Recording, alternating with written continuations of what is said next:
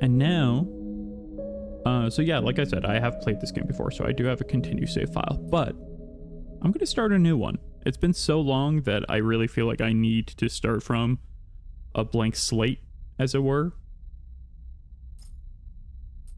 Oh, I'm going to need to write over one of these. I guess I'll write over the operator. And now we get to choose our character class. I love the art in this game. The art in this game is by a guy named Guillaume. I am unfortunately pretty bad at pronouncing Spanish names. But he also goes by Blackie-san or Blackie-san. Blackie Junk Gallery online is where I first found his Tumblr back in the day, and I have been in love with his illustrations, his like sci-fi art for so long, and the character art in this game is just stunning. So an operator works with drones and high-precision remote machines to perform complex tasks from a distance. Sleepers assigned to operator work are usually cerebral and precise people. I'm cerebral, but I don't know if I'm precise, you know? Extractor. Extractors work on resource extraction, often in hard vacuum environments. Sleepers assigned to extractor work are often confident, self-sufficient, and have a high level of endurance. That's how I wish I was. I wish I had a high level of endurance and was more self-sufficient. The dream, honestly. Maybe we'll play that because it's like an aspirational role. Machinist. A machinist repairs and modifies automated systems used in industrial resource extraction. Sleepers assigned to machinist work are usually diligent, careful, structured people. Well, I like working with machines, and I like opening things up, seeing how they work. But I think that's what I played for my first playthrough. So I'm leaning towards operator or extractor in this regard. And so, I think, drones and high precision remote machines or tough guy build. I mean, it would be nice to be a tough guy. I've always dreamed of it. I've never really quite gotten there, but maybe we can do it. Maybe we could be a tough guy today.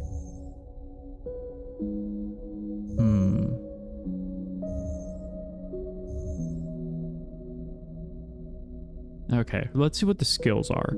Skills are engineer, interface, endure, intuit, engage. So I'll get a +1 to endure, use strength or strength of will. Okay. Or intuit. I take a -1 to intuit. Approach problems with awareness.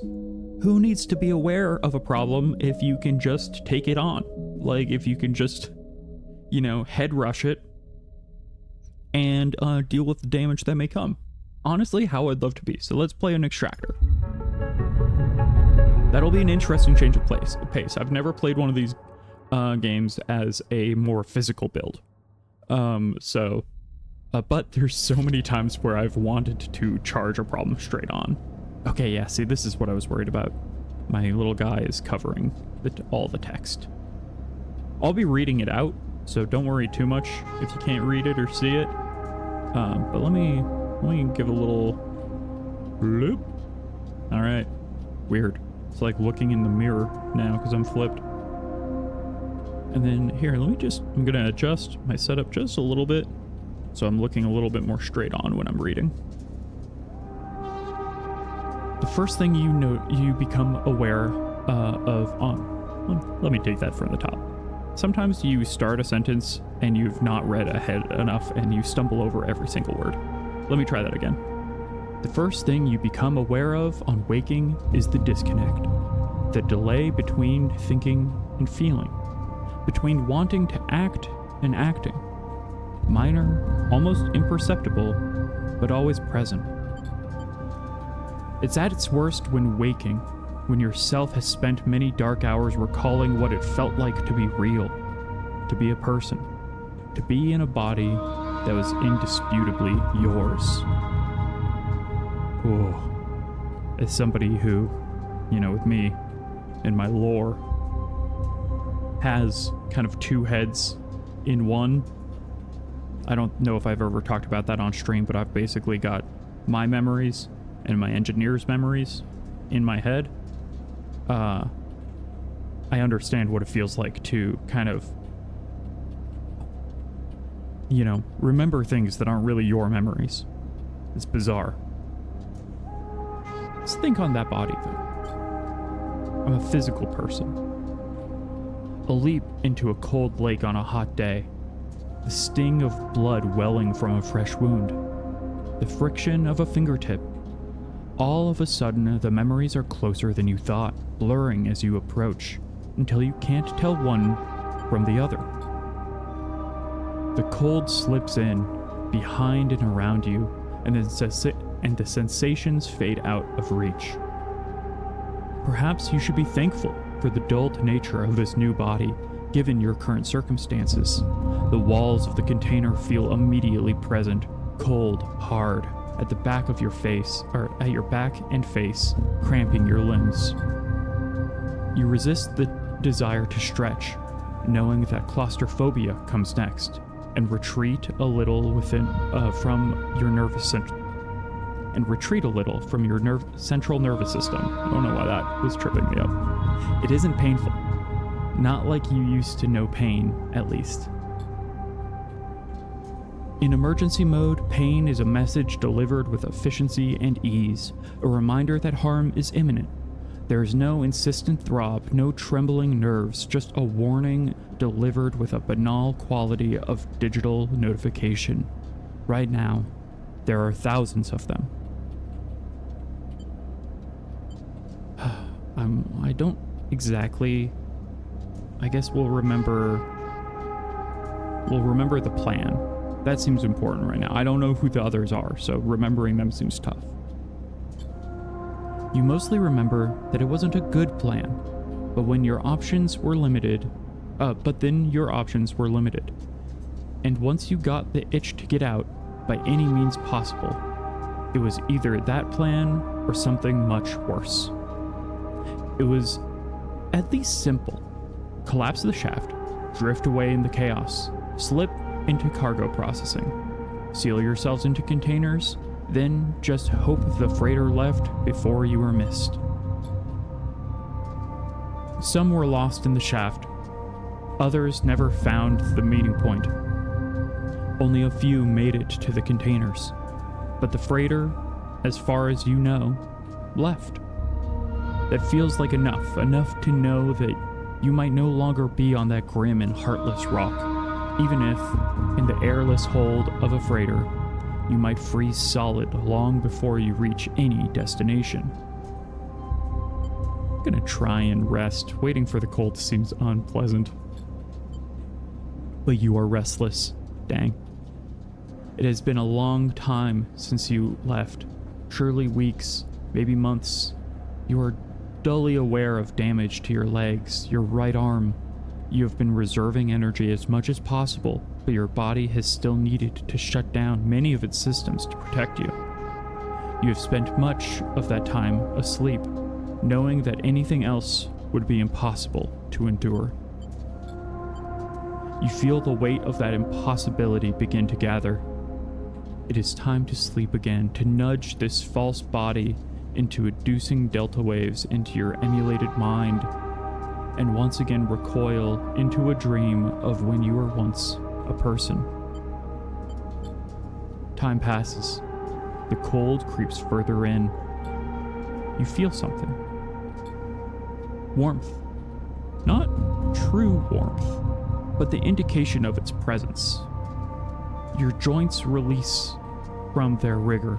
Sound, too, everywhere, screeching and shimmering so loud that your body ducks your hearing to protect its sensors. Then light, white as the cold, softer and softer until, in a haze of dirty yellow, a figure appears. You are out. Ooh, I'm out. Hello. Hello, Dragos. Take a little sip of my speaking oil.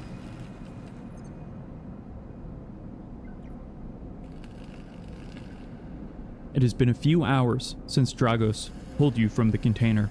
You sit huddled in the corner of his scrapyard, swaddled in the reflective folds of a mylar blanket. You are slowly coming back to consciousness, back to life, and you stare at the ornately curving element of an improvised heater. Wow, look at those goggles on Dragos. And the little spider guy on his shoulder? That's very cool. That's a cool looking drone. You are surrounded by angular, incoherent lumps of ship, some corroded beyond recognition, others still carrying glassy wounds. Along their edges where plasma arcs slice them apart, as you trace their shapes with fogged eyes, you hear a voice. Yeah, aren't the details in the character designs just so... I mean, the amount of detail you can't... Oh, you can see my mouse, actually. Just like the little wires and like the cloth folds and tears, right? The way that the wire goes from the goggles down to like this little like speaker walkie-talkie on his chest that's like clearly attached to like a battery pack that then goes into his chest and then down into his pants. You're just like, there's a whole... like ecosystem of wires and technology within this one like character. Like they make character feel so full of like life and history in a way that I really love.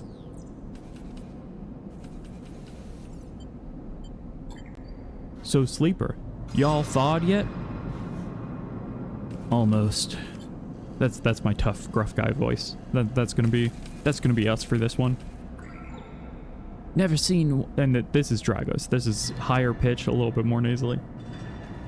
Never seen one of you come in like this. New frames must have better perseverance.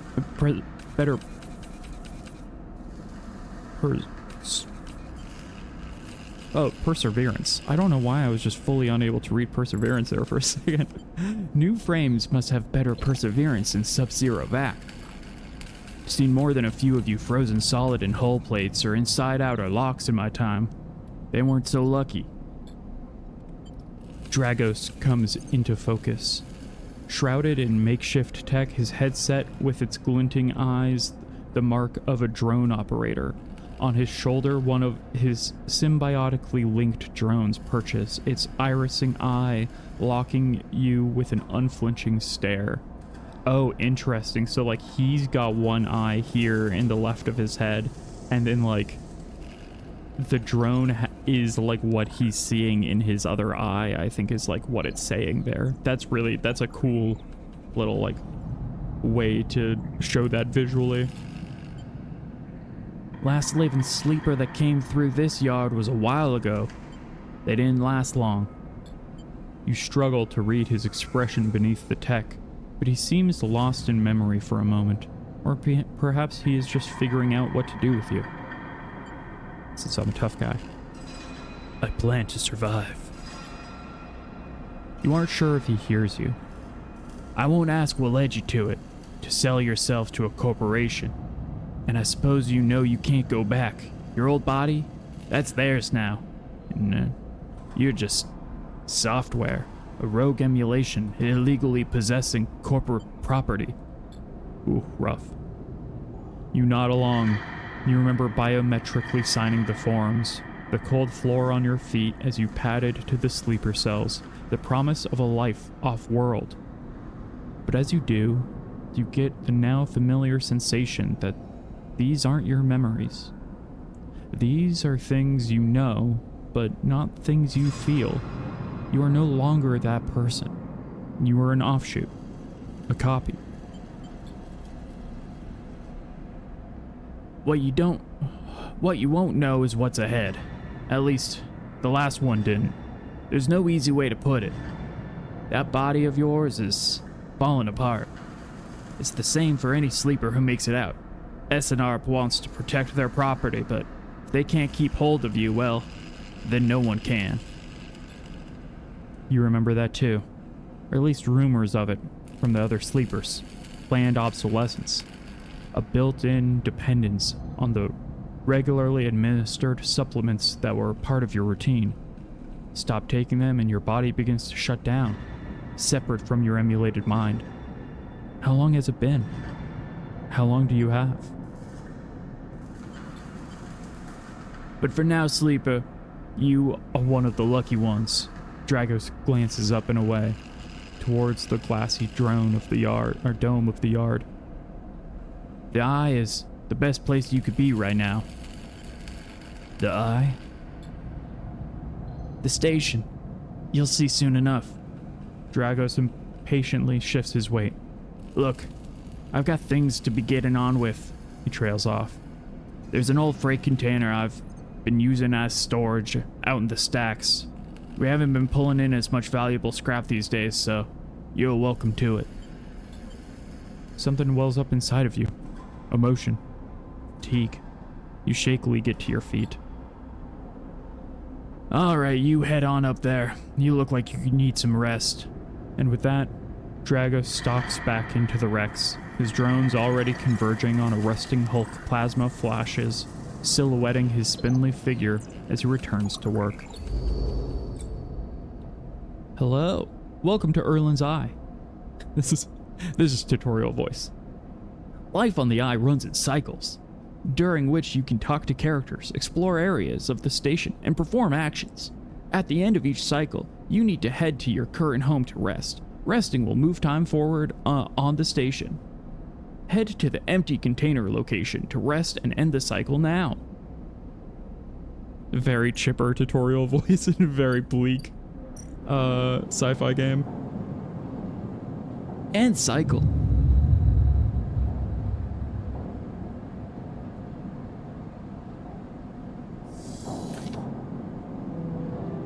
You wake curled up in the corner of the container and begin slowly assembling the world around you. After all this time, you still find this body, the one you wake in now, strange and disjointed. Its message is readable but somehow wrong. You sit up, pulling the mylar blanket close against the cold. Here you are on this ruined station, millions of miles from anyone you know. Are you still in the system? Did any of the others make it out? It's impossible to know. After this, what matters? I mean, I'm out, right? So, I escaped, I suppose. Getting answers for what? The others, I guess? Building a life. That seems the most all-encompassing to me. Maybe you did get lucky, finding yourself here. Maybe here on the edge of everything, there's a life for you to build. But before you can build anything, you'll need to learn to survive. Maybe if you can do that, maybe you can make a life for yourself. Dragos has left a few comforts in the container: the mylar blanket, the bedroll you slept on, a canister of water, a makeshift electric stove, and some faded sachets of some desiccated powder. You thumb the power stud of the stove and begin to boil the water. The contents of the sachets smell like damp wood, and you sprinkle them into the liquid. I'm drinking tea. As the pungent smell washes over you, images from your restless sleep come back to you, a ring like the station, but skeletal and ghostly. A web of threads pulling at your skin, a constellation of bright polygonal shapes, like angular suns burning into your mind. There's something unpleasantly visceral about these images, and it is long after you finish drinking before they begin to fade. You tidy away the stove as best as you can and try to gather enough energy to greet the day. Ooh, not good rolls. Okay, so they're giving me a tutorial here, but I can kind of run people through this since I've played it before. So this number one bar up here is the condition. That's like your overall body's health, right? And then 2 is your dice rack. And so you basically will roll a set of dice each day, and however many dice you roll is determined by your condition. So as you can see, like my orange meter is kind of like 3/4, like 2/3 of the way full, so I didn't get my 5th dice today. And dice are what you use to take actions in this game.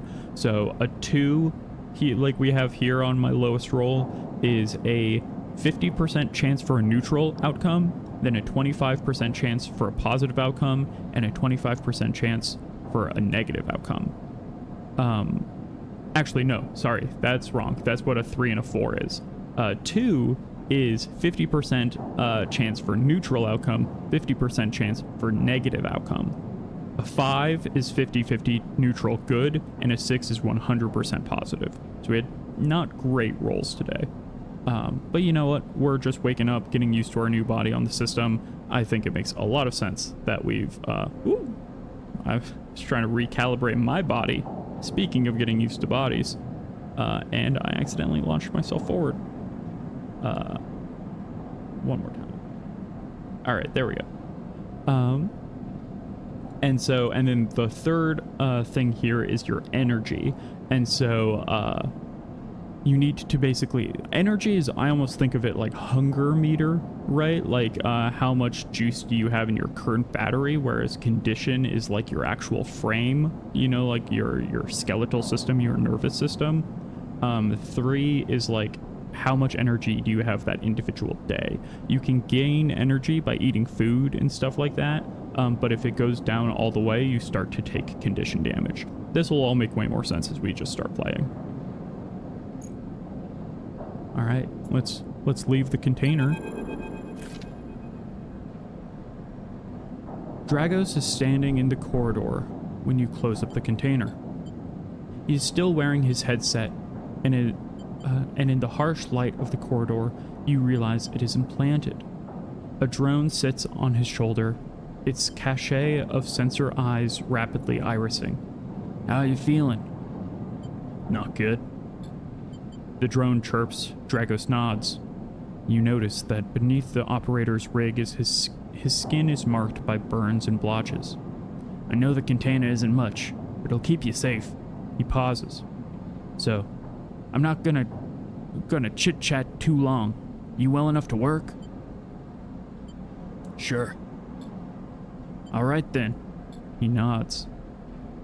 At the yard, it's simple stuff. We hack these old hulls down, sell them off to the shipyards or on the market dealers for cryo. Occasionally, we pull up some tech, something with a bit more value, but most of what come in is scrap. Speaking of scrap, that's the channel point's name here. It's hard to find good hands here, but if I figure as a sleeper, you'll be used to the manual labor. And obviously, I'll slip you a few chits of commission based on what you turn up. Chits? These. He pulls a handful of small metal bars. Air-walled cryo. Isolated from the markets. It's what we use to trade out here. He stuffs them back in a pocket. He shuffles his feet nervously. Look, I wouldn't normally do this. In my opinion, you'd be best suited moving on as quick as you can, and sleepers, well... He trails off. But things being the way that they are for me at the yard, he pauses. I need the help. I mean, the options here are why or happy to. I feel like I'm happy to, considering he kind of pulled me out and gave me a place to sleep. I'll do a little bit of work for him. I don't need to ask questions. Okay, he pauses, thinking of something else to add. Look, just come down to the yard when you're feeling fresher. There's plenty to do. Will do. He nods distractedly and turns and walks away, the drone hopping along ahead of him. See you later, he calls back. Looks like it's time to get to work. All right, let's see. I can kind of like go see the other things. Oh, there's a lowered gate. Oh, but I need 60 cryo, which is money, or chits, in order to get to the low end. Oh, because you gotta pay the local gang yet again. What else we got down here? Nothing right now. Okay, well, let's get to work. I don't think we're gonna put in a great... Okay, yeah, so here's the stat breakdown. 6, 100% positive, 50-50 on a 5, 25% chance positive, 50% neutral, 25 negative, or 3 and a 4, and then 50 chance neutral, 50 chance negative. Something good to keep in mind with this game, you don't have to use all of your dice. Sometimes not doing your worst is it's a lot of times not doing anything is better than doing your worst, because I mean, let's face it, sometimes when you are putting in the bare minimum energy and you just don't have it in you and you end up doing something that you're not happy with, it feels worse than if you had just done nothing at all. It's very real, very relatable. Yeah, and then certain actions are risky. Like you can see here, risky usually means like you'll take some amount of condition or energy damage if you fail. And safe usually means that even if you fail, the worst that will happen is you'll lose some, maybe lose some energy. Oh, but hey, the safe thing is in Endure. The safe is in Endure, which I have a +1 in, because I'm a big, tough physical guy. Manual salvage. It's going to take some time to sort and cut your way through the towers of salvage, but you are no stranger to hard labor. Dang right. And then there's 2 clocks here, and so the first one seems like it's a negative clock. It's a debt called in. Dragos is tied up in something ugly, and he misses a payment or 2. Things could get nasty. And then the bottom one, back in business. Every salvager knows that they are always just one lucky haul away from their next big payday. So here, the negative thing would be failing these rolls and filling up the negative cycle clock, whereas if I fill up the positive one, it also looks like, I think this little turn icon, this refresh, means it'll tick up each time a day passes. So I want to try and complete the good clock before the bad one fills up. Should be easy enough, but there we go. Got a neutral outcome. Yeah, okay, so actions often progress clocks. That's kind of what I was just talking about. So yeah, we got a neutral outcome. That's fine. You know, I got some cryo. 10 cryo is not nothing. It's 1/6 of what we... Oh! Drives and investigation. Or, drives and navigation. In Citizen Sleeper, you will unlock drives as you discover more about yourself and the world. Drives guide you to pursuing specific objectives, and depending on which path you wish to take. You can track drives, and any tracked drive will place a yellow marker on locations that will help you pursue your goal. Access your drive menu via the arrow button at the top left of the screen. So right now... Oh. Okay. You're now free to explore Erlin's Eye and make a life for yourself there.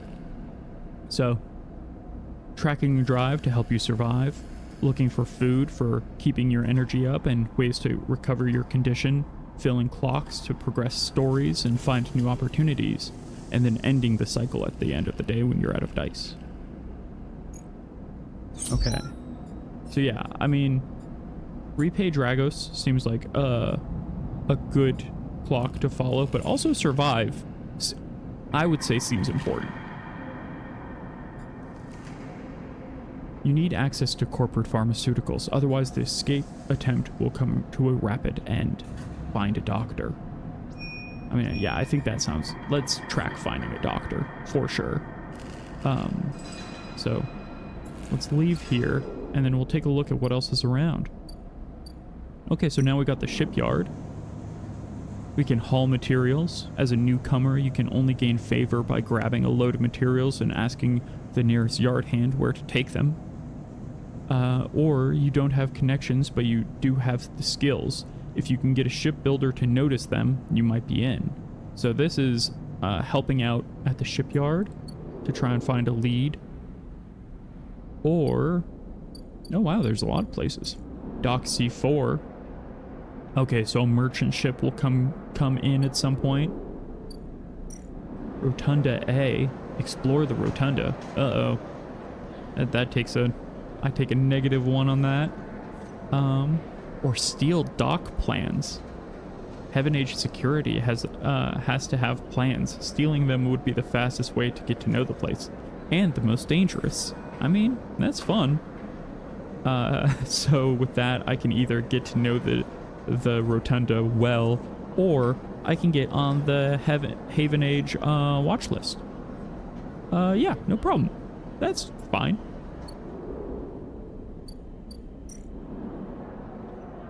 Salvage sortie takes several cycles to reach the starboard belt and return. Okay, so this is where another salvage ship will come in. Bright Market. This is where Dragos was saying that he sells the scrap. I can, why wander when there are hundreds of people that live and work within Bright Market? All you need is the courage to approach them. Or explore the market. The smells, sounds, and buzzing activity of the Bright Market makes it a dizzying place to wander, but an enticing one too. It's again something I have a -1 in. So, which is funny because I feel like in previous playthroughs, Intuit has often been my strongest stat. So not being able to rely on that and having to play a much more physical and engaged direct approach that is often more dangerous is going to be quite interesting. Okay, and then that's the gate up there. Okay. Well, it says that this has got the little yellow dot, which implies that that's what I need to do to find a doctor. Unfortunately, I used all of my best dice to help Dragos. So, I'm going to continue just to help out Dragos today, because getting just some money and not using my my bad dice on something too dangerous. Oh, I got a negative outcome. Okay, but the negative outcome only just got me less cryo than normal. It didn't get me like damage or anything, so that's not so bad. So that actually means that it is quite safe. And considering everything else I have to do is dangerous, I don't mind that. Getting 35 cryo on the first day is pretty good. However, I'm going to be very hungry tomorrow.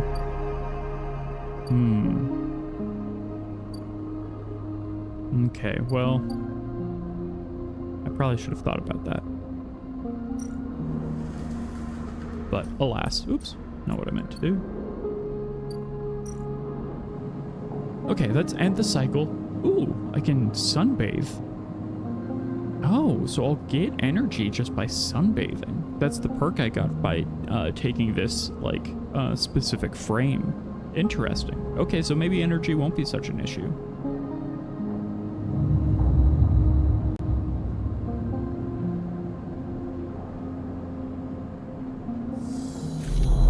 Ooh.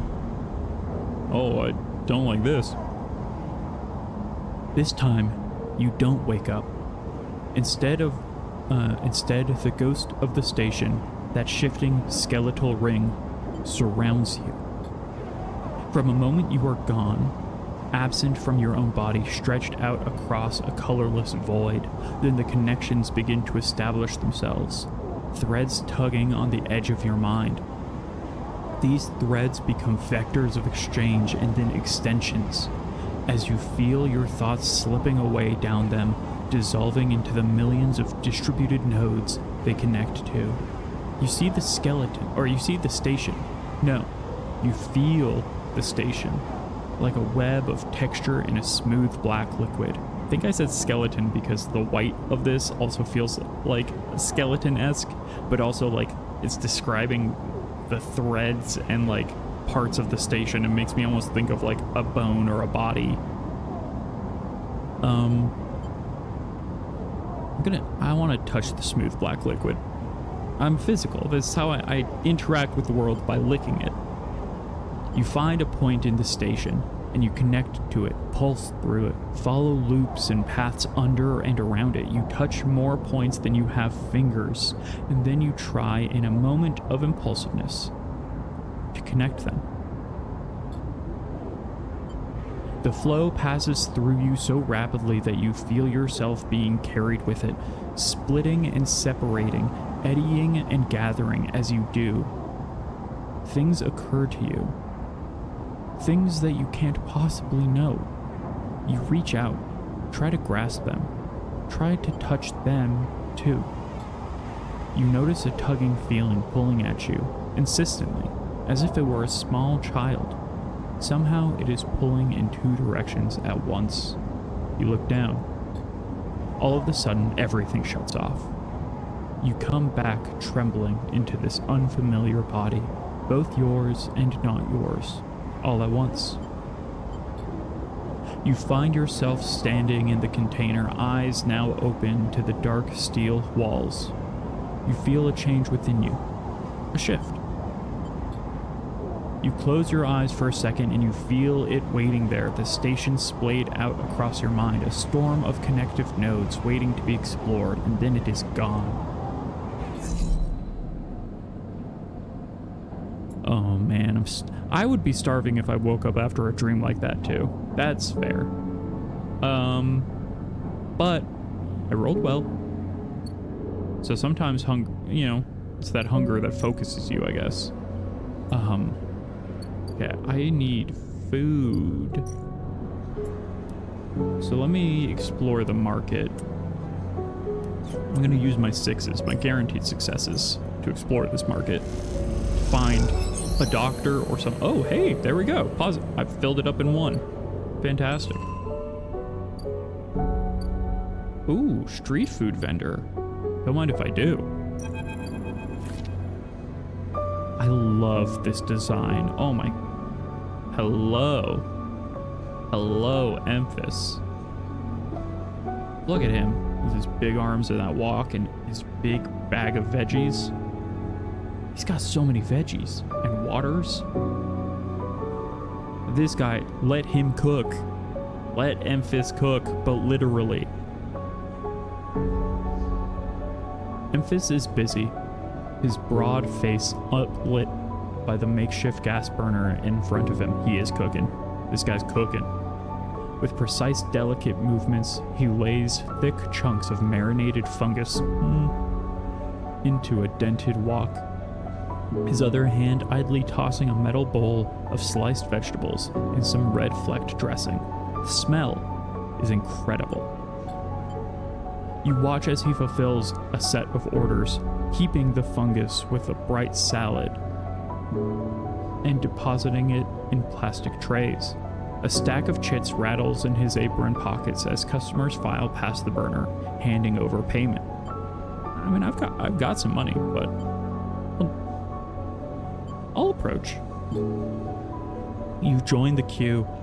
It's mostly made up of off-duty salvagers, vac suits unzipped and rolled down to exposed stained vests, grubby mods, a lattice of scars, and tattoos.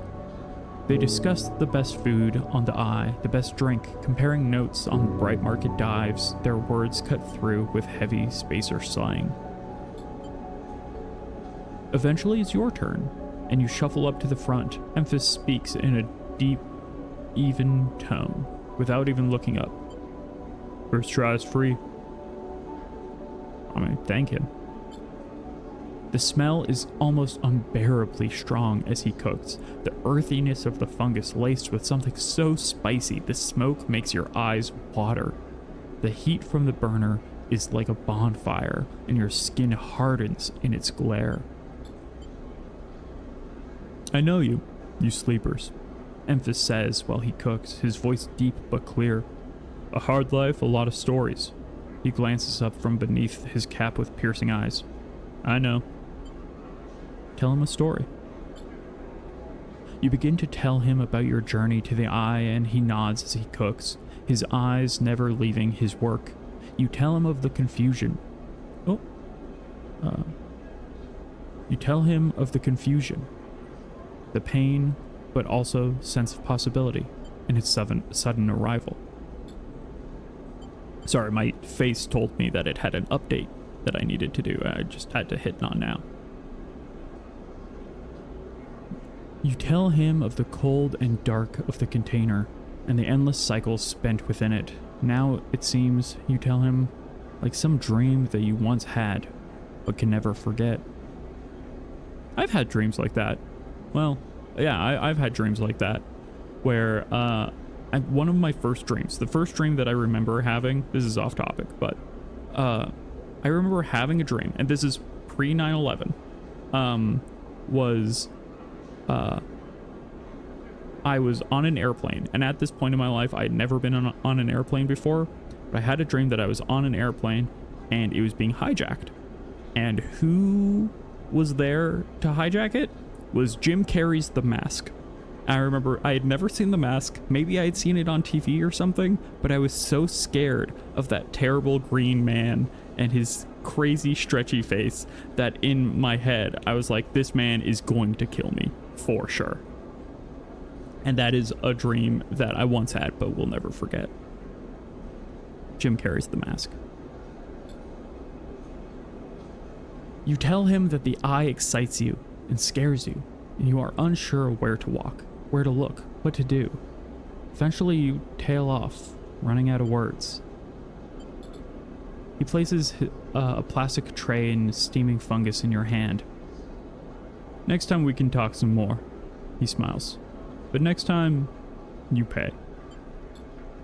He slams a heavy hand against a button on the burner side and it shuts off. The roar of the flame and its impressive heat fades. Next time, sleeper. He waves you away and begins to oil the walk. Before you turn back to the alley, you notice the geometric patterns of circular scars against his forehead, or forearms, each surrounding with a constellation of glinting pin marks. You walk away, and as you do, you take a bite of the rich, spicy, delicately sweet fungus. Your taste sensors light up like a fusion reactor. You'll be back. Honestly, some well-seasoned mushroom, really good.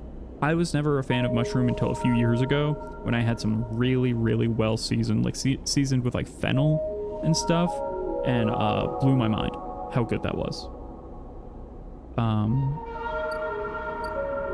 Let's see, what's the Ort exchange? Oh, it's the stock market. I can play the exchange. The flow of chits and components in an exchange is complex, but a sharp eye and some tight trades can net you a good margin. It wouldn't for me though, because I'm a little bit dumb. Sell components. The Ort exchange is always hungry for new hardware to buy up, break down, and sell off, and you are happy to supply it. Okay, so I probably will not become a trusted trader in this playthrough, just looking at my current stats. I mean, maybe eventually I'll start finding some scrap, but not today. We're at the Hab block, a decaying habitation block. Next. Oh, sorry. I gotta do my enforcer voice. Next comes a call from the enforcer at the door. You shuffle down a flickering hallway towards the open apartment door. You keep your head down and your shoulders high in the queue, trying not to bring attention to yourself. I should have said, I clicked on a bit that said it was like a medical, like a, what's the word for, like a medical pop-up office? Oh, I'm blanking on the word so hard. Oh, that's clinic. Clinic is the word I'm looking for. No, it's most clinics aren't pop-up office, but for some reason I associate them as being like smaller, you know, medical spaces. You shuffle down the flickering hallway towards the open apartment door. You keep your head down and your shoulders high in the queue, trying not to bring attention to yourself. You were thankful for the tip-off that a doctor was operating out of this place, but now that you are here, you aren't so sure. The gang enforcer on the door, the flickering light strips, the decaying Hab block, They have all made the long queue a test of your nerve, but your options are few, and without a supply of stabilizer, this body, your body, will... You suppress a shiver and shuffle forward towards the door in front, towards the front of the queue. You try to find something to distract yourself. Look at the enforcer. The enforcer is looking down the corridor and you dare to glance at him. His purpose is unmistakable. He is there to intimidate, to threaten, and if necessary, carry out on those threats. His broad shoulders are framed with a metal exoskeleton. A couple of mirror-like implants sit below his eyes with mercury teardrops, subsidiary sense inputs, or aesthetic markers you aren't sure. You aren't familiar with the geometric blade-like tattoo on his arm, but you make a note of it. You avert your eyes when he looks back at the queue. After a few moments, a figure pushes through the doorway, and you catch a distant voice. "Send the next one in, Toshiro." Toshiro. I don't know why I pronounced it so weird the first time. The enforcer jerks his head and you slip inside, passing through the dark entryway and pushing through the plastic sheeting on the front far door. The room beyond is bathed in a warm light. A floor-to-ceiling transparent panel gives a full view of the bright market sealed roof and the buzzing traffic above, and, for a moment, you are transfixed by this motion. "Come in," calls a sharp voice. I don't know if I have a sharp, kind of like she-they voice that I can do. And you see a silhouetted figure turned away, replacing the plastic sheeting over the frame of a simple folding bed. You make your way across the room. Take a little sip break.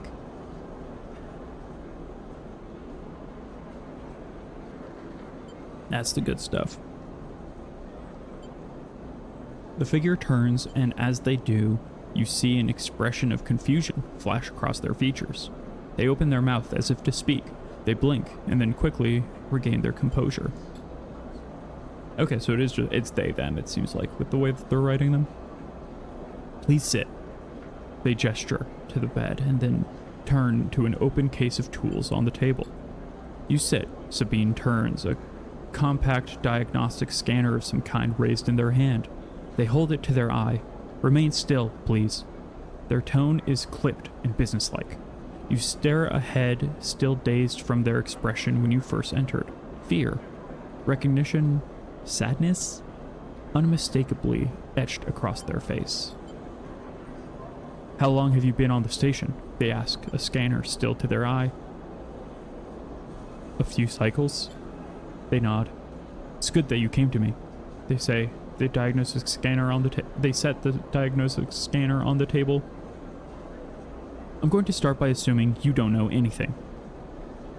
I mean, rude, but fair. They take your arm and roll up your sleeve, inspecting your synthetic skin. "Your body is dying." They say it without ceremony, without drama. Oh, maybe I should have said it.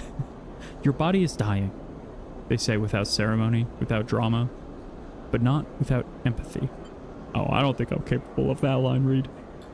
Doing it with empathy, but not without drama. SNARP doesn't like to see its proprietary technology let loose, to prevent bodies like yours, brains, as they call them, from being stolen, repurposed, or in your case, escaping. They built in a process of so-called planned obsolescence. Brains decay rapidly when not regularly injected with stabilizer, one which SNARP remains the sole proprietor of. They look up. Sound familiar? I mean, we did kind of hear about this from Dragos earlier. Yeah. Good. That may help. They swap to your other arm, running some thin metal device over your skin. You feel your forearm tremble. "I'm sorry," Sabine says, and you are unsure if they mean for the cold touch of the metal or everything else. "Emulations like you, sleepers, as most people know you, aren't classified as people in any of the surrogate systems. You have no rights, no status. They focus hard on the inspection of your arm, and SNR has no reason to release stabilizer into the market. Sabine looks up as if to apologize again, but they stop themselves. I know little of this is of use to you. They turn away, disassembling the metal instrument and cleaning it. Silence fills the room as Sabine works, and then the silence gives way to tension.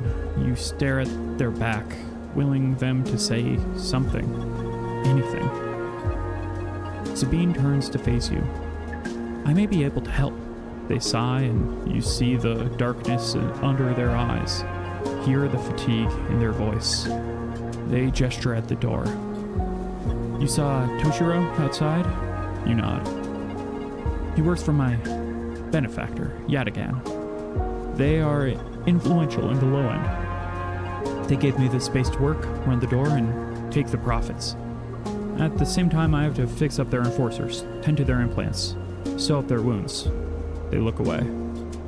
But Yatagan has connections. Smugglers from the Starward Belt, mercenaries working for the corporations on Ember. If they can source the stabilizer, maybe you'll have a better chance. Sabine sets down their slate, their notes complete. This is dangerous, and it'll be expensive, but I think I can do it. I also just want to take a moment again for Sabine. Just all the designs of this game are so good. Like this kind of like translucent poncho that she's wearing that's like almost like a medical like poncho, you know, to prevent any like blood or like, you know, fluids of any kind of like getting on her or on them, apologies. The bag, the like just all the little details, the implied life of every character is just so fleshed out. I've said it again, and I've said it before, and I will almost certainly say it again, because the art in this game bangs. Oh, hey, thanks for the follow. Appreciate that. Aquile... you're gonna have to tell me how to pronounce your name. Apologies for that. Aquile... Is it... Do you say the J? Is it a soft J? Ha-hey? Ha-hell? Or is it like Jajal? Probably not Jajal, but maybe. Why help me? Sabine walks away to the window, their face dappled by the shadows of passing drones. Well, let's just see if this works first. I'll let you know when I have a lead. You nod and leave, Sabine still staring out, unmoving. When you reach the lower level of the market, you look back up through the panels of the roof to see if you can see their face, but the room looks dark against the lights of the market. You duck your head and walk off into the crowd. Oh. Okay, well, I'm gonna have to work for a gang if I want to get basically my robot insulin. You gotta do what you gotta do. Okay. Sourcing stabilizer. Okay, so it's gonna... Oh man, it's gonna take 3 cycles for them to find any stabilizer. Oh, my body's gonna be in rough shape. It probably wouldn't have been so bad if I didn't accidentally starve on my first day. Okay, I think I've got 2 more. Let me earn some more chits in Dragos's yard.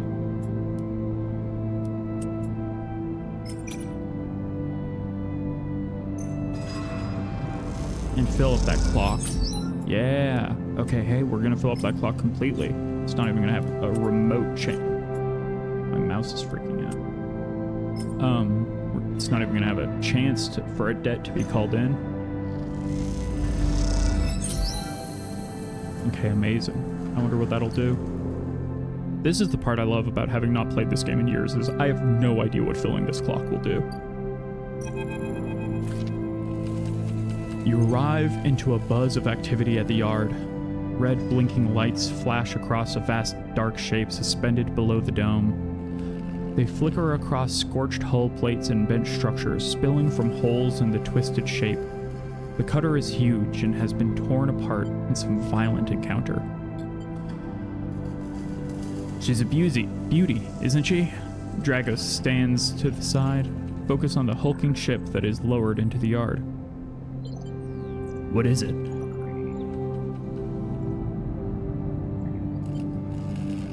Yeah, this game's art is fantastic. I have played these games before, but I never played the DLC for the first one, so I'm really excited to get to that stuff. Thanks for dropping by and in chat. This is maybe my favorite sci-fi game just ever, and I really wanted to play it on stream. I love having not played it in a while though, because I totally forget like this entire Dragos storyline. There's only few limited bits that I do really remember. Like specifically, I remember Neovend I really like, and all of the stuff that happens there. But I'm excited to come back to it, also having played the second one, and now like see the bits that tied in that I had forgotten when I played through 2. I'm also playing a physical, like I'm playing a high endurance and engage character this time, which I've never done in these games before. And I normally play very like mechanic, cerebral focused characters. And so playing something that's I'm gonna punch first and ask questions later is gonna be a very different approach for me than how I normally approach these games. I'm looking forward to just seeing the difference there as well.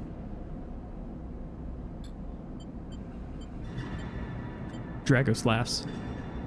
That, my friend, is A-grade scrap. I should thank you. This place was on its last legs when you turned up. And now look at this.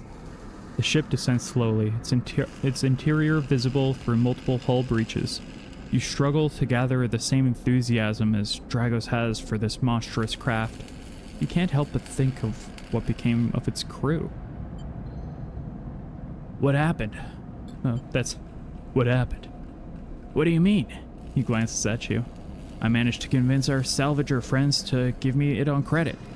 That's what happened. Credit? We may not have done well, but we may have done well, but we can't afford a down payment on this one. He pats you on the shoulder. Don't worry. We'll make it back once we chop this beauty up. You sigh, but Dragos doesn't seem to notice. The ship creaks like a caving? That's not how you spell caving. Iceberg. As it reaches to the base of the yard. Dragos is visibly excited. I know I said you shouldn't stick around, but I'm gonna need some help with this one. The drones start to crawl over the hulk, their lights illuminating flashes of dented hull. Oh boy, this is a guy who, the second he gets one stroke of good luck with somebody doing him a favor, just learns to rely on that person's favors all the time, huh? Watching, you wonder if you arrived in a similar fashion. Locked inside that container, the wreck of the SNR freighter lowered into the yard like a corpse ready to be butchered. Or was the container delivered to Dragos on its own? A womb for your rebirth into this strange station? You shudder. Perhaps if you could learn something about that ship, you might be able to trace the path that led you to this yard. Dragos squeezes your shoulder. After these past cycles, I think we're up for it. What do you think? You see the fading name on the ship emblazoned on its side. Winter's Light. Let's do it. He claps you on the back. Glad to hear it. Come back in a few and we can make a start. A real beauty, Dragos repeats, perhaps just to himself. You take one last look at the shattered ship as the drones start cutting, and then you slip out of the yard, feeling suddenly cold in the empty passage. Yeah, I have to imagine, especially, playing a high endure character. Oh, I've completed my first drive. Nice. Oh, and I can upgrade. Heck yeah. I have to imagine that, you know, playing a character that was probably like a scrapper of some kind for SNR because I've got this high endurance score, and then suddenly just being like in this other guy's scrapyard and being put to work in the same way. It's like, well, at least this time I'm getting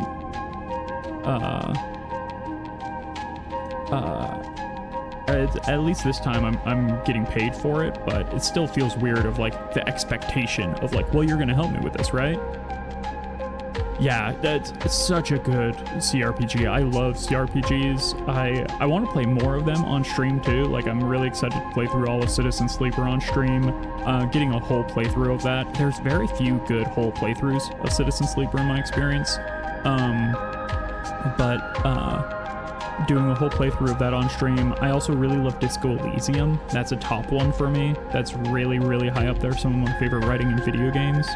And so I'm excited to I want to play other games like that on stream, ones that I've either had enough time from that I've forgotten lots of the story, or ones that I've never played before. So if you've got other recommendations, I'm super open to them. I'm really looking forward to Yes Your Grace Snowfall. Yeah, Disco Elysium is incredible, and the complete edition that has all of the like lines voice acted and stuff. Maybe I go back and play that at some point too, because playing those style of CRPGs is just it's some of my favorite video games just out there. I really want to play Yes Your Grace Snowfall on stream, and I'll probably replay the original Yes Your Grace once there's a release date for Snowfall. It's supposed to come out sometime this year, but there hasn't been an announcement of the release date. And so once that's announced, I'll probably do a playthrough of that as well, to kind of like lead into the next game. And any other games that are kind of like in that vein, I think would be a lot of fun to play on stream.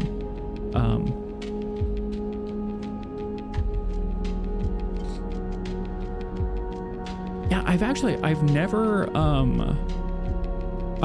played Planescape Torment. I've heard really good things. That's a pretty old one, right? Like that one's like from like the late 90s, if I'm remembering right. I could be wrong. But yeah, Disco Elysium is just so fun. Like, I mean, maybe fun is the wrong word because it's pretty dark at sometimes. But it's also so funny. It strikes a balance in a way that I think is like really fantastic. If there's one thing I have about Citizen Sleeper is I think it could, like, it balances like the harsh nature of like trying to survive with the beauty of living really well. But I think sometimes it loses, it is not a game with a sense of humor in that way. Which, you know, is not really what it's going for. So I totally understand that. But I had just mentioned earlier on stream, I had just watched Mickey 17, which has kind of similar, that movie has kind of similar Citizen Sleeper ideas of like, you know, a person signing their body up to be basically exploited by a corporation as they go into space.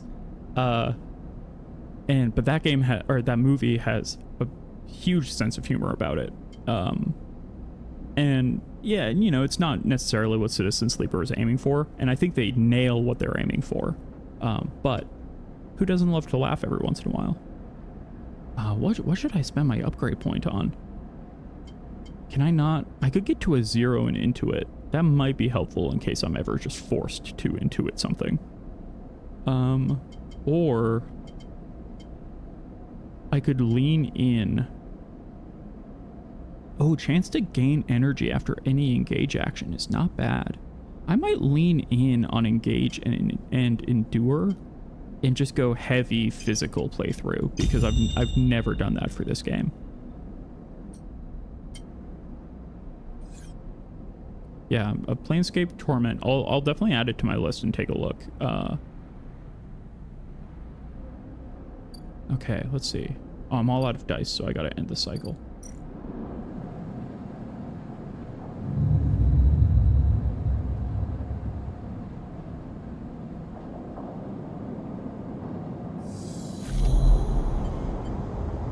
Again, the skeletal rings of the station fills your mind. It sparkles with glittering lights, like stars reflected in a winter lake. It is clearer, crisper than before. The threads still pull, but you remain in place, flickering in the flow. Between the threads you see bright shapes, cachets of shimmering lights beneath transparent crystal forms. You follow the path of a thread across the ring, through these forms, then leap off into the void. You begin to understand. These are nodes and connections, a map of information, of communication. There are so many layers, so many loops that it is almost impossible to parse. But then you begin to try. The nodes seem like they'd be the meat, right? Because the threads are like connecting the nodes of thought. Let me focus on like what the nodes have to say. The nodes are glassy, bright, but in all this flow, the only solid and fixed points. You approach one, a pyramid, or a triangle, dimensions are difficult here, and lean close to it. Inside, shifting layers conceal a tangle of threads, a meeting point of exchange. But before you can glimpse any further, the glass clouds and hardens, cutting you off. The threads and nodes, passages and puzzle boxes, one leads to another. There's so much here, so many answers, so many questions. All you need to do is follow the path and open the boxes. You look out across this ghost landscape of exchange and see an opportunity. But then that insistent tugging again, pulling at you.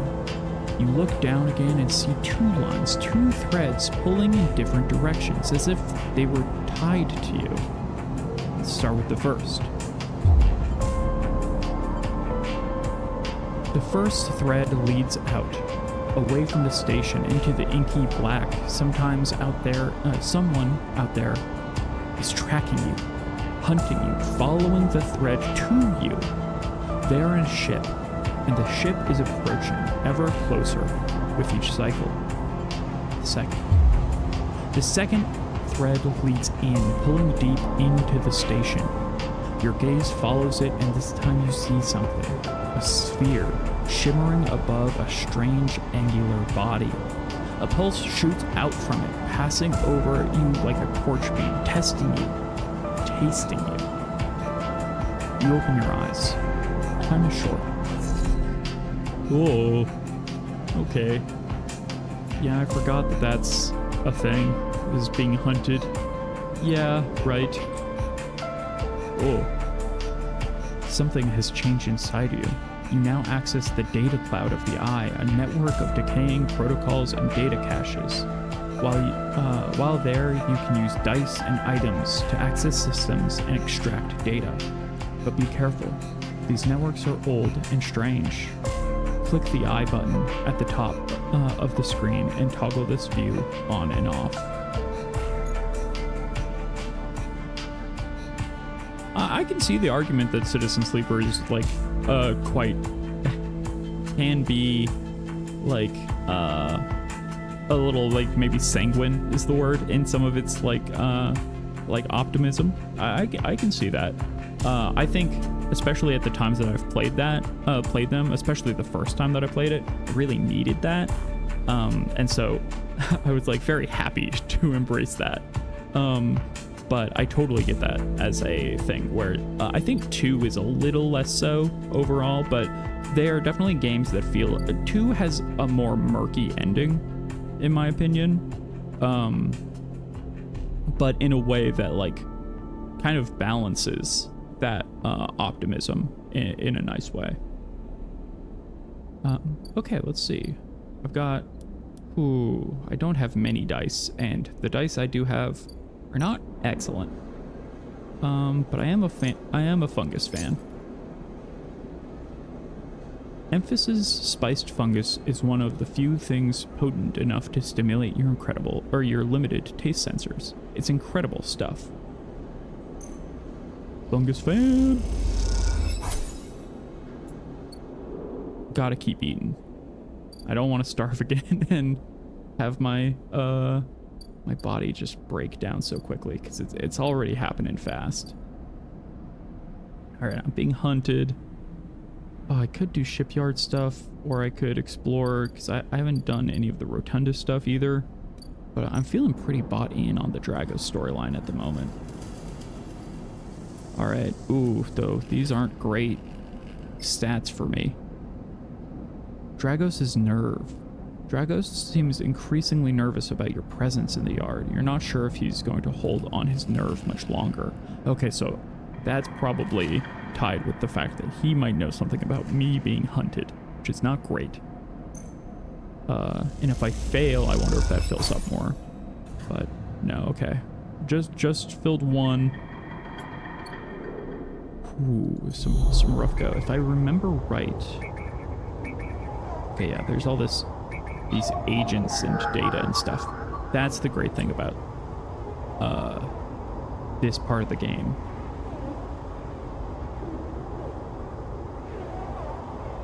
Is you can use low rolling dice in order to kind of fulfill these like hacking nodes, essentially. I wonder what I want. This node pulses faintly as it mines cryo at a glacial pace, abandoned by the hacker that repurposed it. Honestly, having some extra cryo, that sounds pretty nice. I could use that. Oh, I got an encrypted key. I wonder where that goes. Okay, I don't have a 2.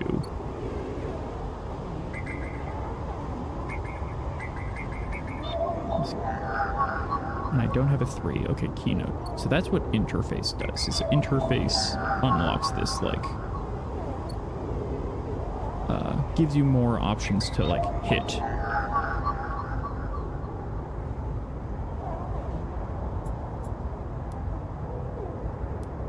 Yeah, I can see a TTRPG where you roll your dice ahead of time and then have to allocate those dice to different actions in this style, where it's like at the beginning of the day you just have so many things you can do, and you have a certain like a ratio of rolls, is like it's a very interesting concept.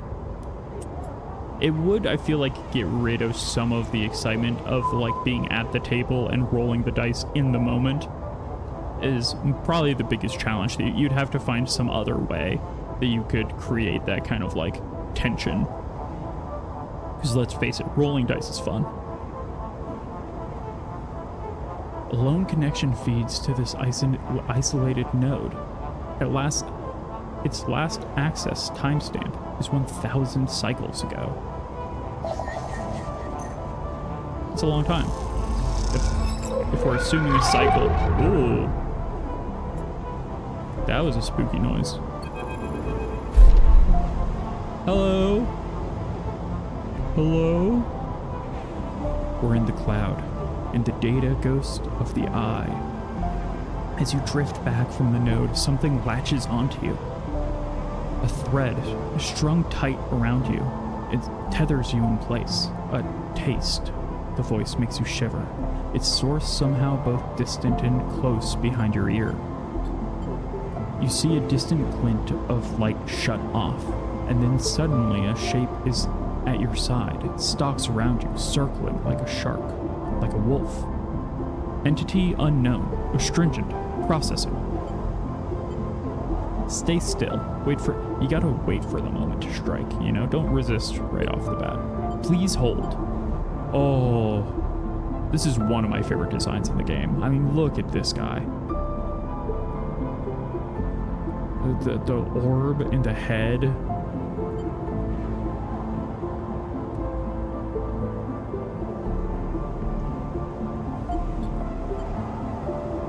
The thread around you thickens until it is a ring, a cylinder, a tunnel of light circled around you. It is blinding for a moment, and then it is gone. As it fades, you see a figure, a creature in front of you. Its strange head flickers between different angles, reading you.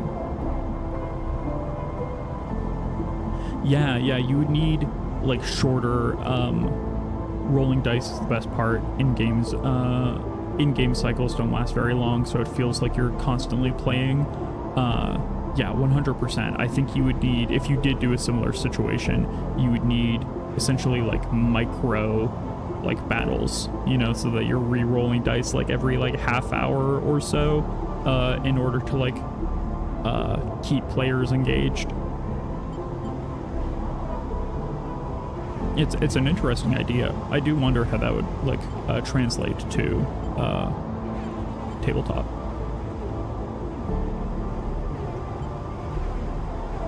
What did you do? The shape paces around you on lithe legs, though there is no ground here to pace on. Entity, identify, origin, serial, cadence. The figure faces you expectantly. Sleeper, SNR. Unknown, no. The figure's strange head rotates. Brackish signature, off and not up, of and not of, attempting interface. As the figure speaks, more threads begin to spiral from its head. Thick, snaking vine-like ribbons that flex and wave. They approach you with intent. I'm gonna run. Nope, you're not gonna tangle me up with your dog brain. You kick off and glide away through the cloud, the threads surging after you like predatory tentacles. They follow, wrapping the space around you until you are held within a web, a tangle of tentacles closing in. Stop. Hunter halts its threads, its head twitching. Entity, your identity is unknown. We only seek to correct illegalities. Can you confirm your legal right to sentience? I'm a person. Incorrect. You are an entity. All at once, Hunter's head is directly in front of yours, blocking your vision. You stink of their taste. The one from the sealed... You stink of their taste. The one from the sealed dock. Hunter shimmers with fury. I will find access. I will interface. Sealed dock?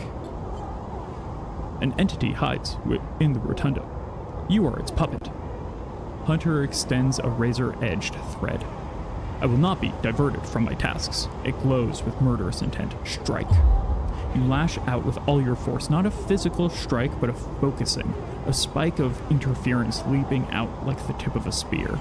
Man, I built this strong robot to play as, and now I don't even get to fight the dog with my actual physical body. I gotta fight the dog with my mind? Let me kick the dog. Don't clip that. Hunter stumbles, shifts, separates. Wake up. You open your eyes, blinking back into the station light, shaking with fear. Whew. Okay.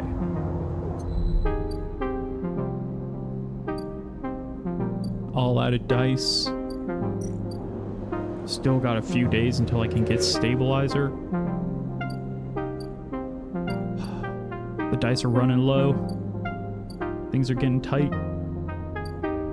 But I gotta rest.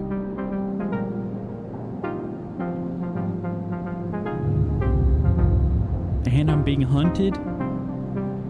Oh, things are looking rough.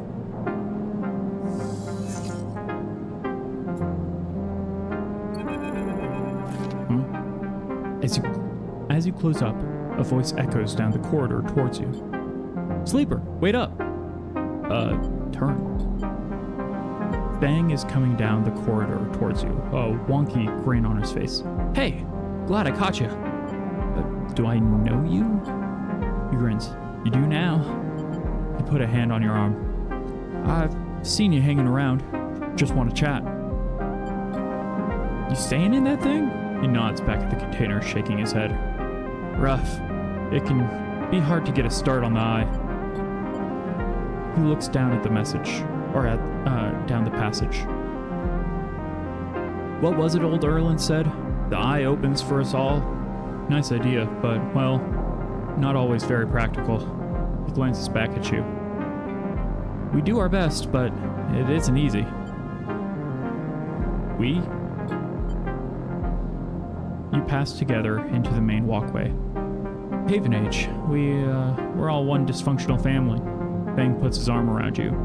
I'm part of the security branch though. Don't worry, I'm not part of the security branch though. Don't worry, I'm with systems. Systems? Everything the eye runs on. He runs a hand along the passage wall. This place is a ruin, but systems keeps it spinning somehow. At least, we tried to. He stops you in the quiet passage. Look, that's not what I'm here to discuss. I saw you around, and well, I know a little about you sleepers. I have a little proposition for you. He glances around. But this is not the place for it. I have an office just across the way. Give me a cycle or two to prepare, then when you are settled, stop by. He lowers his voice and gives you a dark look. In truth, I need you. If what they say is true about you sleepers, well, there's work to be done. He pats you on the back, his voice bright and his dark look suddenly gone. Stay clean, sleeper. He walks off down the passage, raising a hand farewell. Oh man, another set of rough rolls. It's not been looking good for old Friday. Come on. Come on. I don't know why my mouse is... I gotta figure out what's happening there. I might just need to clean my desk. Let's get some more salvage.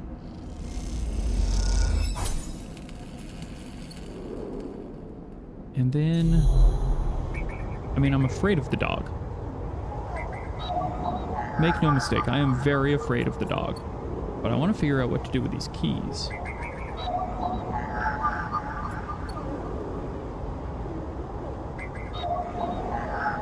The dog with the Cthulhu head. Oh, wait, oh, wait, no. I thought I had rolled a 2, but alas.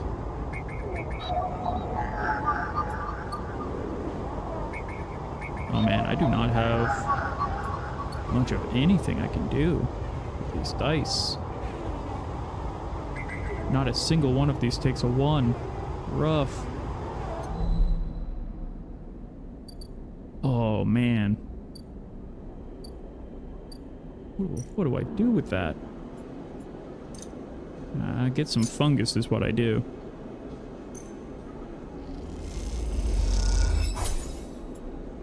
Gotta get a full belly. And then hope. Sometimes you just wake up with 1 5 and 2 1s. And there's not much you can do with your day. You know? We've all been there. It's a bummer when you're there, because there's things you want to do. There's shipyards you want to start working at. There's ships you want to start cutting apart. There's all sorts of things, but oh, I almost have enough to get up to get through the low end gate. Though I should probably finish exploring everywhere before I open up new areas. Oh, I would love to have more dice. Oh, I guess I could have just filled my energy by sunbathing too. I gotta remember that I have access to that.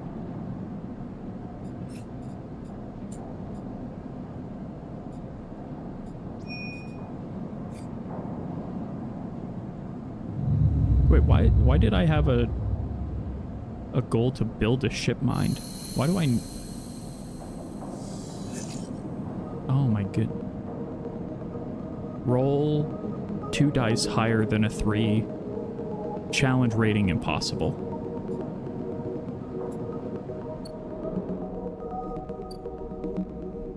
Okay, what's the ship mind thing about? You've heard talk of a fabricator owned by the Ord Exchange. With that and a few fragments, you could build a ship mind core. Okay. I don't know why I need to do that. Okay, Fang's got stuff.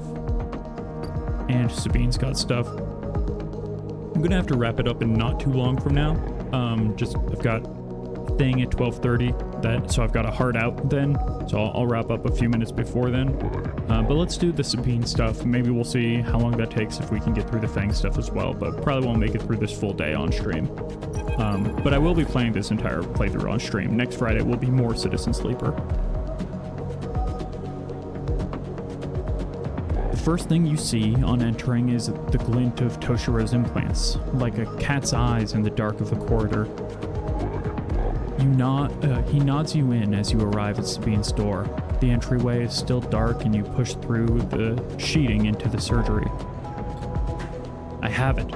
Sabine stands with a case open in front of them, a set of vials lined up inside, separated by foam inserts. They pick one up, rotating it in the warm light. I have no idea how yet again. They trail off. We should treat this with caution. It looks authentic, but I have no idea if it really is what it appears to be. I'm the test case? That seems to be the case. Unfortunately, I'm not sure we have any other choice. They gesture for you to sit on the bed. The stabilizer works under a similar principle to the immunosuppressant in a transplant operation, in that it stops your body from rejecting the unfamiliar part of itself. In the case of your frame, the unfamiliar part is each of your biosynthetic organ groups, which over time are identified by your body as foreign material, therefore must be eliminated. Sabine holds up a vial of the would-be stabilizer. However, unlike the immunosuppressant, the stabilizer doesn't do this by limiting your entire immune system. Instead, it re-encodes your biosynthetic organs with new protein chains, which act as passcodes within your immune system. The stabilizer refreshes those passcodes, keeping your frame from rejecting all of its own organs.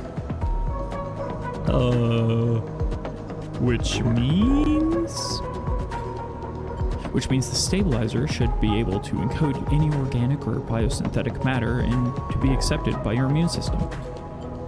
And that's good. Okay. They glance away. At least if the stabilizer is genuine, the only way to know for sure is to inject the vial. They begin readying the syringe. I will start with a small dose to limit the risk.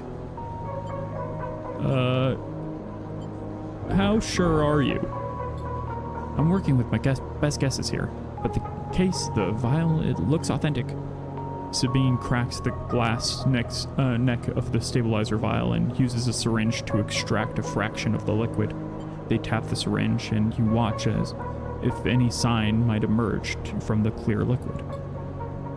You barely feel the needle, your frame registering the initial injection, but with little response.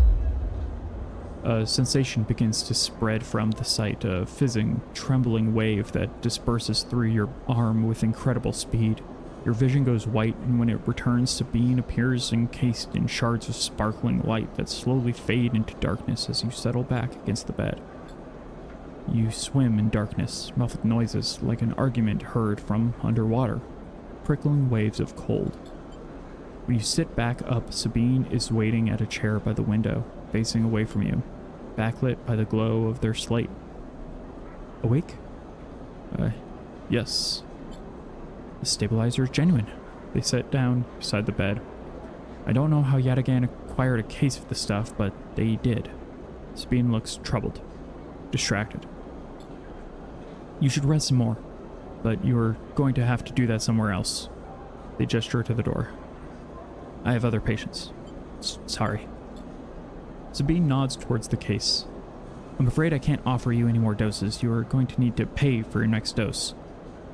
Silence fills the room and they return to their glowing slate. Looking around the room, it seems different somehow, as if things have moved or shifted. I wonder how long you've been out. Sabine? Nothing comes for free, sleeper. Remember that. You manage to get to your feet and wander out into the hallway. The queue stretches down the flickering corridor. Toshiro stands impatiently by the door and fixes you with a glare as you leave. You lower your eyes as you stumble past, somehow faintly aware of the station spinning beneath you. Ooh. Nothing comes for free. Ain't that the truth? Alright. We got time to see what's up with Fang. Then we'll call it for today. Sleeper. Fang catches your attention with as you approach the Haven Age building, leaning against the bay door to the side of the entrance. You approach. Easier to come in this way. Security, all that. He gives you a look. You know. He slams a button and bay creaks open. Blinking lights in the dark behind it, you follow Fang beside. Truth be told, I don't spend much time upstairs. This is where I work. The door hisses as it closes behind you. The bay is filled with pieces of hardware, all rigged up in the generator and diagnostic slates and things you don't recognize that glow with blue screen light. There's a chorus of hums that blends into a single wave of static, filling the dark corners of the room. Fang leans on a server stack and gestures around. You like it? What is all this? I love playing a dummy, honestly. I usually play someone who's very odd and inspired by tech and mechanical marvels and stuff, but playing someone who's just like, what is it? Is very fun. I'm a himbo robot. He taps a nearby server stack, which beeps in response. This is my treasure trove, all dredged up from the sea of systems we call the Eye. You wouldn't believe what this place runs on. He steps over to a towering block speckled with vents. Some of these systems are from the original station, AE1, the one Solheim built. We've had to invent new components, repair things we never built, reverse engineer entire subsystems into existence. Residents here look up at the Eye and think they are seeing a constant, concrete reality. But this place is a system in constant flux, decaying and growing, collapsing into new configurations. He walks down between the hardware stacks and you follow. We are keeping this place alive, but also remaking it into something new, dragging it away from those corporate origins. He stops. At least, that's what I'm trying to do. He turns back to face you among the flickering machines humming all around you. I know you can see this too, Sleeper. All the systems and sections. You can, can't you? I can. I'm not sure I know what they mean. It makes sense, right? You are between here and there, between the people and their systems. You light this place up like a beacon. That's what I need. You glance at the light around you and you do see they seem to flicker, to realign, to follow your gaze. Fang notices it too. I'm guessing being a beacon isn't always ideal when you're on the run, though. They're tracking me. He pats you on the shoulder. Maybe I can help with that. There's a lot of old growth in this place. Subsystems I can't see. Access protocols long lost to time and decay. Secrets. A shitload of secrets. With your help, I can unlock this place. Break off those last ghost limbs of corporate control. He lowers his voice below a hum. Even in Haven Age, there is old growth. Those whose roots trace back to those bad old days. You help me dredge up the past, and I'll see what I can do about that tracker of yours. He winks. What do you say, Sleeper? I'll think about it. He looks away. Okay. You think about it. Fang passes you a ragged-looking metal tab. A gift. He smiles. It's a Solheim cipher. I dug it up from the depths of the station. Slot that into an old network gate and you'll be able to pull out all kinds of secrets from the nodes inside. He walks back to the front of the bay. So, if you're thinking... If you can come across anything while you're thinking, maybe bring it in. I have an acquisitions budget, and I'm not afraid to use it. He slams the door button again. Think on it, Sleeper, and I'll see you soon. You step, blinking back out into the passage, those flickering lights still in the back of your mind. Okay. We got stuff to do. Let's take a look at the... We got a lot of stuff to do. I mean, number one, survive. Important. I wake up and that little goal appears above in my personal drives every single morning. Second, study the Winterlight. We're making pretty good progress on that, but maybe not fast enough because we're only barely keeping pace with Dragos' nerve. Get to know Emphis, the delicious mushroom man. I mean, the man who makes the delicious mushrooms. We've got to extract the past. Fang wants to dig into old Solheim networks. I remember where that is on the other page, yeah. Disable a tracker. Seems important. Don't want people... I'm being hunted. That seems unpleasant. And then build a ship mine. Again, don't know why I got this, other than I heard a rumor, I guess. I don't remember actually reading that part, but maybe that ties into the DLC or something. I think there are reasons you need ship mines in this game, but it's been so long.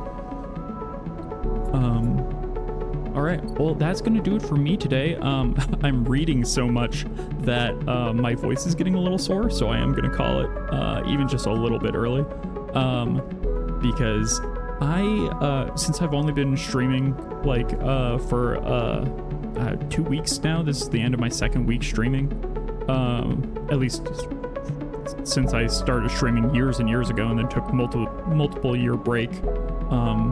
My throat and my ability to talk for long periods of time has kind of like worn out over the years. I spent most of those years in between working at a computer and not talking to people very regularly, other than like Momo or like other like friends. So speaking for long periods of time, still kind of rough on my voice. But that's just another muscle that I'll build up over the time of streaming. I'll be back on Monday. I'm going to be doing another art stream. Then I'll be doing, I've got a couple of things I want to make. I've got more emotes I want to make, but also I've got a fun background that I really want to make for my just chatting, like portion of the streams. Kind of a original art piece of the far shore, the kind of beach moon that I live on here. And I've got another, I want to set up some text-to-speech stuff and have a little mascot dog that will pop up on screen when people use the text-to-speech like asset, because I thought that would be fun to have like a little character and mascot that is showing up on stream when people use that. So thanks for joining me. We'll see which one of those we do on Monday. And then honestly, I haven't kind of decided what I want to do Wednesday just yet. I might just keep playing Citizen Sleeper until we power through it all. Citizen Sleeper will definitely be on Friday though. Wednesday is still kind of up in the air. That's one of those slots that I still haven't figured out exactly what I want to do with my time yet. Thanks everyone for joining. I've been Friday. Thanks for hanging out on the far shore. I hope you go have a wonderful rest of your Friday. All right, have a great day, y'all.